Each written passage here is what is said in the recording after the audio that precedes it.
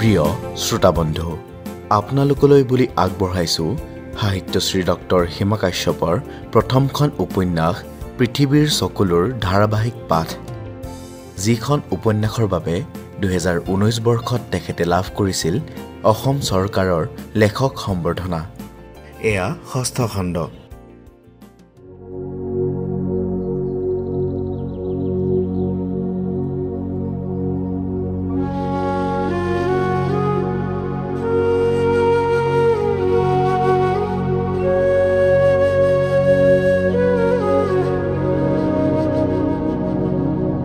पिता धर्मः पिता शर्गः पिता हि परमन्तपः पितरि प्रीतिमापन्ने प्रियन्ते सर्वदेवता।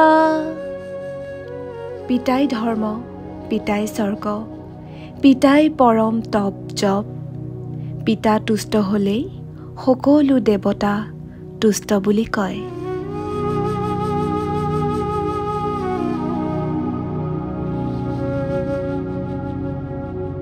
দেৱতুল্য পিতৃৰ মুখাগ্নি কৰিলে একমাত্ৰ সন্তান ৰীমাই। জীৱনত কেতিয়াও দেখি নোপোৱা, শুনিলেও ভয়তে পেঁপুৱা লগা সেই ভয়ংকৰ শ্মশানলৈ গৈ পিতৃৰ পবিত্ৰ চিতাৰ তলত জুই দি মুখ হৈ পৰিল ৰীমা। নামাতেও নাকান্দেও, আনকি কাৰো চকুলৈও নাচায় ৰীমাই।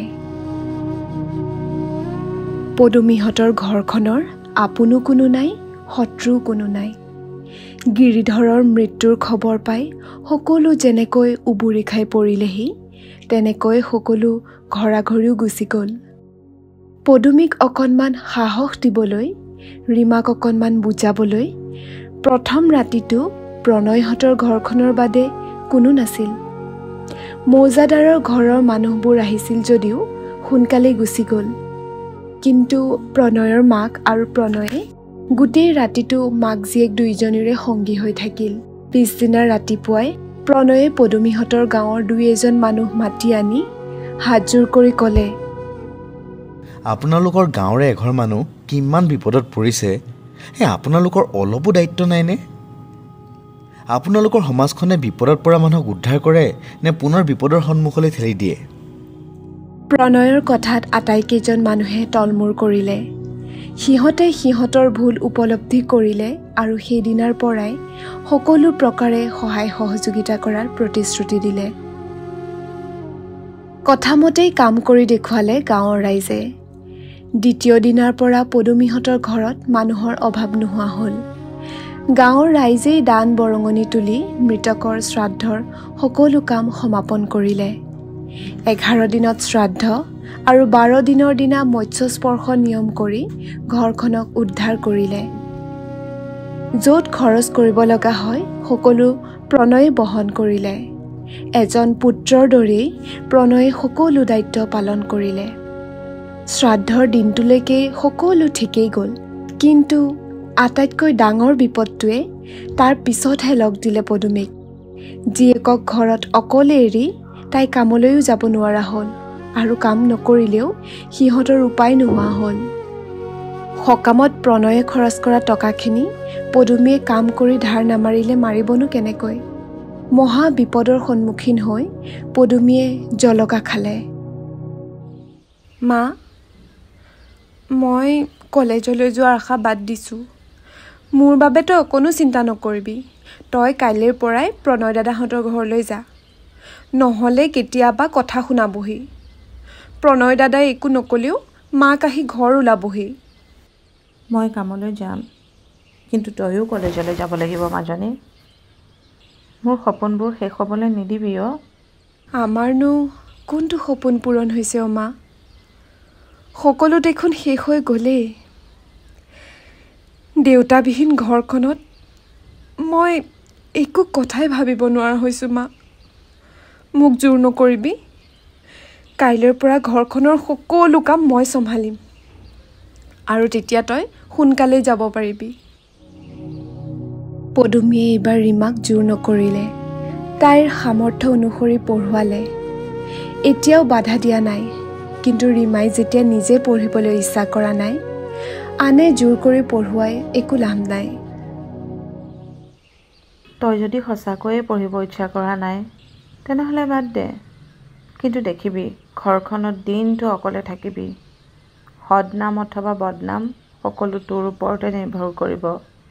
লোকৰ ঘৰত কাপোৰ ধুই হ'লেও এসাঁজ সুখেৰে খাব পাৰি, কিন্তু কিবা এটা বদনামী হ'বলৈ হ'লে মোক কিন্তু তই নাপাবি মাজনী। মা, তই এইবোৰ কি কৈছ? মোৰ ওপৰত তোৰ কি সঁচাকৈ বিশ্বাস নাই নেকি? বিশ্বাস আছে বাবেই কৈছোঁ, মোৰ এই বিশ্বাস যাতে কোনোদিন নেহেৰায়। ৰীমাই একো উত্তৰ নিদি হুকহুকাই কান্দি দিলে। তাইৰ চকুৰ পানীৰে মাকৰ হৃদয়খনো সেমেকাই তুলিলে।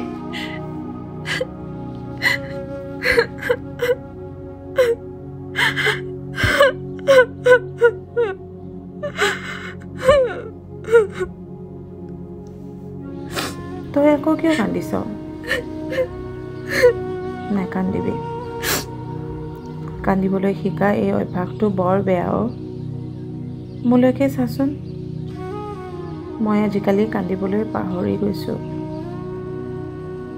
চকুৰ পানীবোৰ ভিতৰত জ্বলি থকা জুইকুৰাই শুকুৱাই পেলাইছে।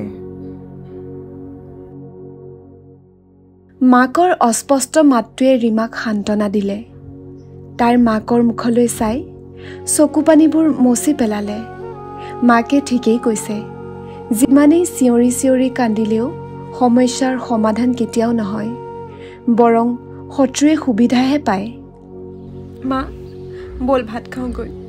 তোৰ ভোক লগা নাই জানো? খাম ৰ। দেউতাৰালৈ বৰকৈ মনত পৰিছে। এইকেইদিন মানুহবোৰ আহি আছিল যে মনটো সাহসী হৈ আছিল। কালিৰ পৰা দেখোন একেবাৰেও দং দং লাগিছে। যাওঁ বুলিয়ে মানুহজন গুচি গ'লগৈ। আমাৰ কথা এবাৰো নাভাবিলে। দেউতা নিজে যোৱা নাই মা, পানী নাপায়হে পুখুৰীত নামিলে চাগে। মই কলেজলৈ নোযোৱা হ'লেই দেউতাৰ সেই অৱস্থা হ'বলৈ নাপালেহেঁতেন। নহয় মাজনী, সেইটো কাৰণহে। আচলতে দেউতাৰ আয়ুস তেতিয়ালৈকেহে আছিল। এয়া আমাৰ কপালৰ লিখন। মা, তই উঠচোন, ভাতকেইটা খাই দিলেহে মনটো ভাল লাগিব। সময়ো বহুত হ'ল নহয়। মাক জীয়েকে বিচনাতে বহি কথা বতৰা পাতি থাকোঁতে কেতিয়ানো 10 বাজিলে গমকে নাপালে। বেৰত ওলমি থকা ঘড়ীটোৱে 10 বজাৰ সংকেত দিয়াতহে ৰীমাই বিচনাৰ পৰা নামি ভাতকেইটা বাঢ়িলেগৈ। মাকে নাখাওঁ বুলি ভাবিও জীয়েকৰ অনুৰোধত নোখোৱাকৈ থাকিব নোৱাৰিলে। দুয়োজনীয়ে ভাতকেইটা খাই আকৌ বিচনাত বহি অনেক কথা পাতিবলৈ ধৰিলে।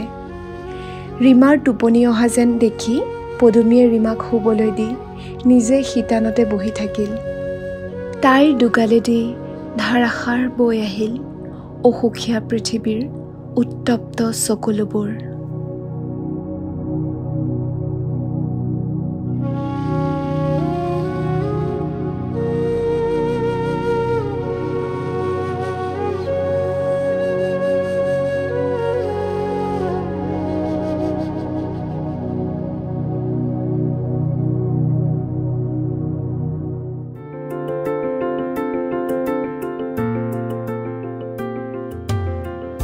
প্ৰিয় শ্ৰোতাবন্ধু, আপোনালোকে ইতিমধ্যে আমাৰ উপন্যাস পৃথিৱীৰ চকুলোৰ ৬ষ্ঠটি খণ্ড উপভোগ কৰিলে। এই খণ্ডৰ চৰিত্ৰসমূহ ৰূপায়ণ কৰিছে পদুমী চৰিত্ৰত ডক্টৰ হিমা কাশ্যপ, ৰীমা আৰু কাহিনীভাগৰ সূত্ৰধাৰ ভাৰ্গৱী নাথ, প্ৰণয় আৰু সংগীত আৰু সম্পাদনা কৰিছে মণিমুগ্ধ ৰাজকোঁৱৰে। আজিলৈ ইমানেই।